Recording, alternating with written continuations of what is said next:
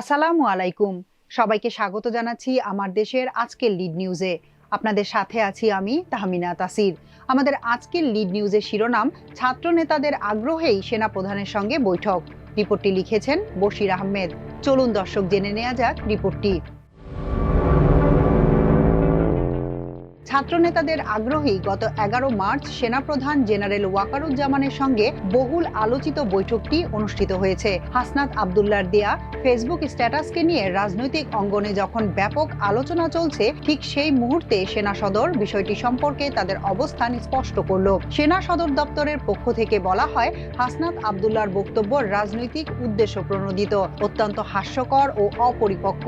সেনা সদরের বক্তব্যের পর একই ধরনের বক্তব্য দিয়েছেন জাতীয় নাগরিক পার্টির উত্তরাঞ্চলের মুখ্য সংগঠক সার্জিস আলম। তিনি হাসনাত আবদুল্লাহর বক্তব্যের সঙ্গে দ্বিমত পোষণ করে বলেছেন, সেনা প্রধান নয়, আমাদের আগ্রহেই ওই দিনের বৈঠকটি হয়েছিল।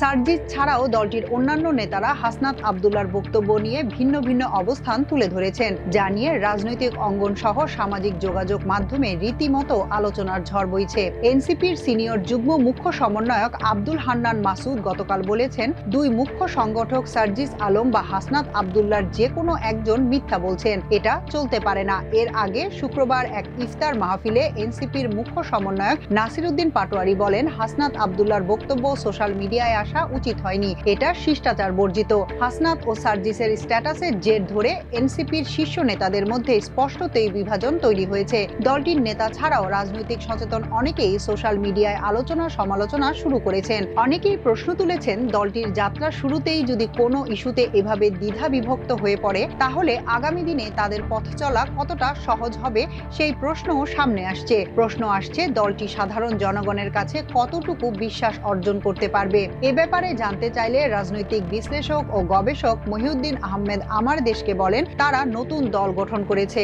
বিভিন্ন ইস্যুতে তাদের ভেতরে মতের অমিল রয়েছে, এটা আমরা দেখতে পাচ্ছি। এটাতে আমি খুব একটা সমস্যা মনে করছি না। অন্য রাজনৈতিক দলে এ ধরনের পরিস্থিতি হলে হয়তো একে অন্যকে বহিষ্কার করে দিত, এদের মধ্যে সেটা দেখা যায়নি। নতুন দল হিসেবে তাদের সময় দিতে হবে। দলের ভবিষ্যৎ কি হবে সেটা নিয়ে এখনো মন্তব্য করার সময় আসেনি। উল্লেখ্য, 11 মার্চ সেনাপ্রধানের সঙ্গে বৈঠকের প্রসঙ্গ টেনে গত বৃহস্পতিবার গভীর রাতে হাসনাত আবদুল্লাহ নিজের ভেরিফাইড ফেসবুক পেজে স্ট্যাটাস দেন। ওই স্ট্যাটাসে তিনি লেখেন, 11 মার্চ সময় দুপুর 2:30টা। কিছুদিন আগে আমি আপনাদের বলেছিলাম যে রিফাইন্ড আওয়ামী লীগ নামে নতুন একটি ষড়যন্ত্র নিয়ে আসার পরিকল্পনা চলছে। এই পরিকল্পনা পুরোপুরি ভারতের। সাবের হোসেন চৌধুরী, শিরিন শারমিন ও তাপসকে সামনে রেখে এই পরিকল্পনা সাজানো হচ্ছে। আমি সহ আরো দুজনের কাছে ক্যান্টনমেন্ট থেকে এই পরিকল্পনা উপস্থাপন করা হয়। আমাদের প্রস্তাব দেয়া হয়, আসন সমঝোতার বিনিময়ে আমরা যেন এই প্রস্তাব মেনে নেই। অবশ্য বৈঠকটি কার সাথে হয়েছিল স্ট্যাটাসে হাসনাত তাই স্পষ্ট করেনি।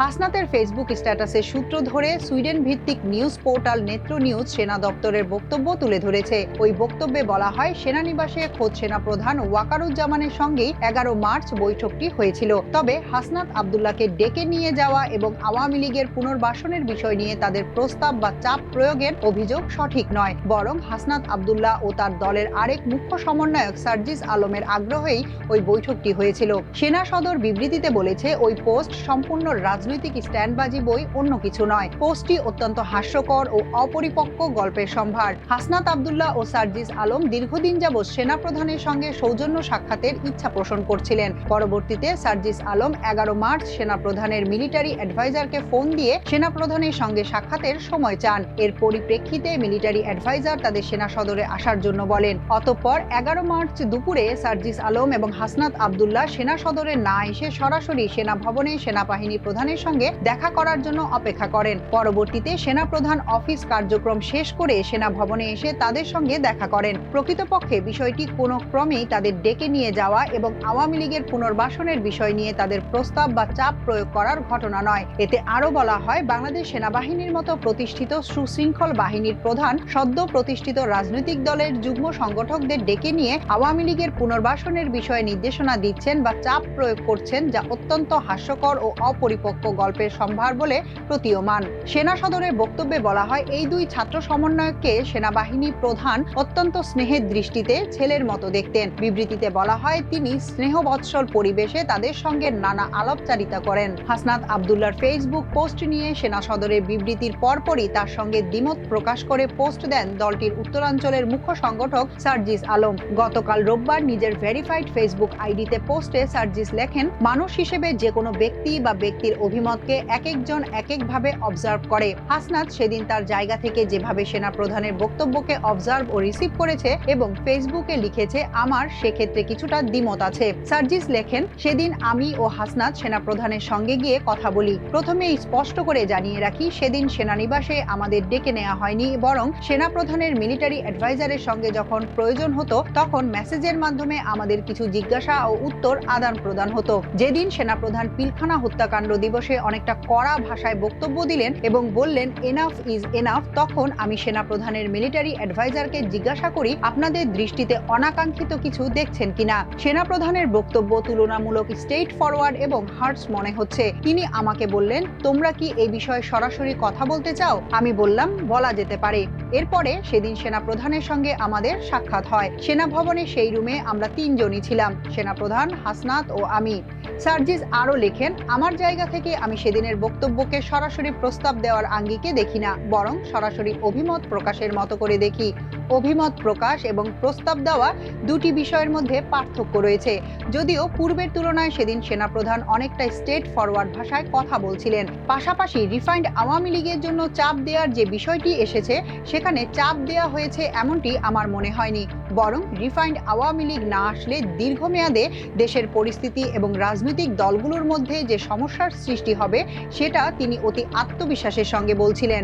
সার্জিস লেখেন, হাসনাতের বক্তব্যে যে টপিকগুলো এসেছিল, যেমন রিফাইন্ড আওয়ামী লীগ, সাবের হোসেন, শিরিন শারমিন চৌধুরী, সোহেল তাজ, এসব নিয়ে কথা হয়েছিল।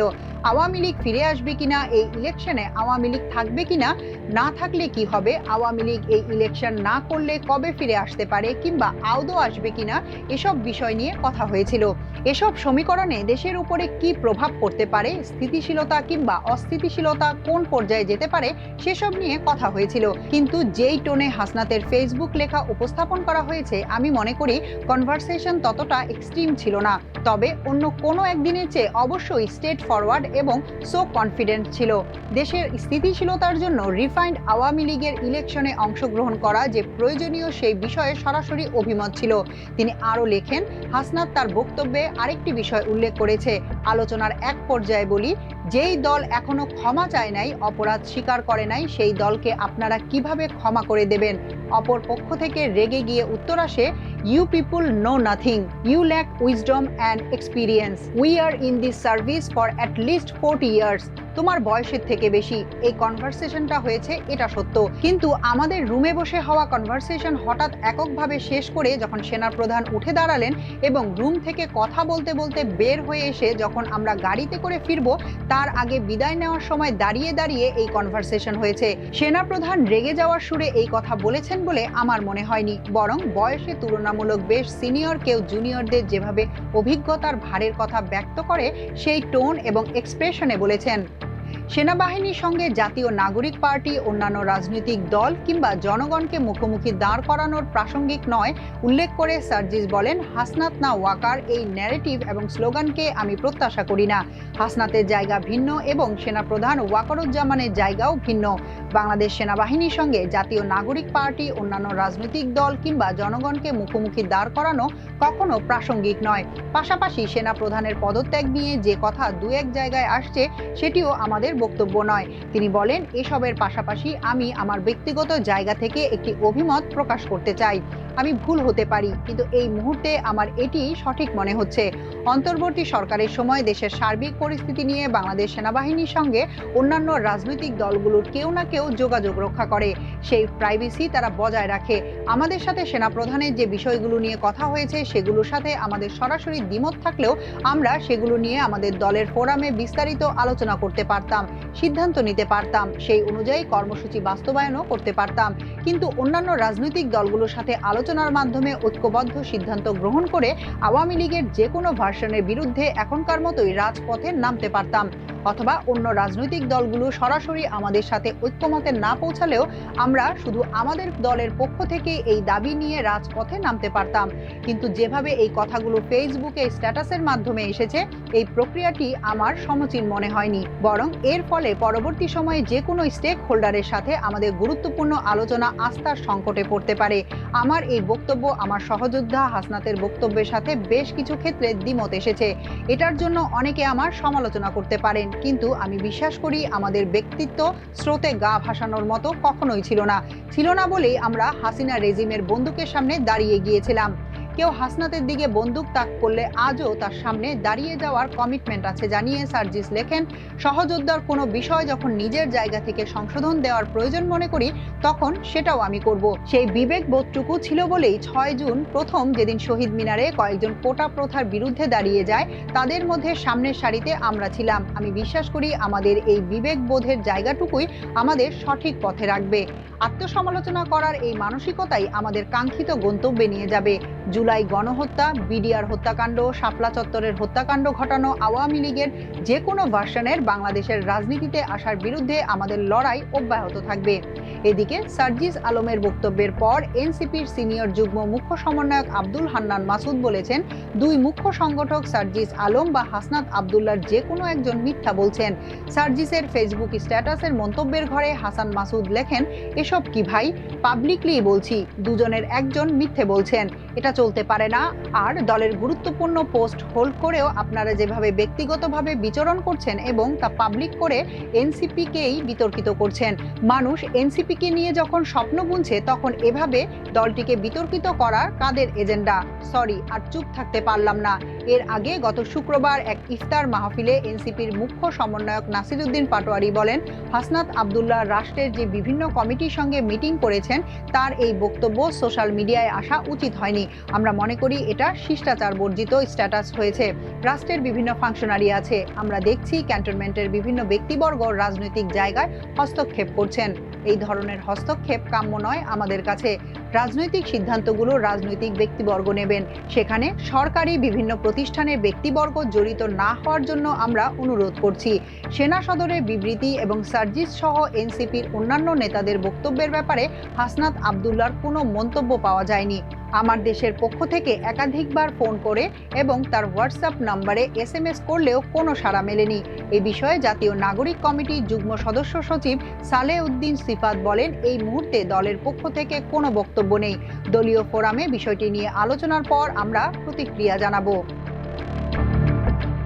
এখনকার মতো এ পর্যন্তই। প্রিয় দর্শক, সবাই ভালো থাকুন, সুস্থ থাকুন আমার দেশের সঙ্গে।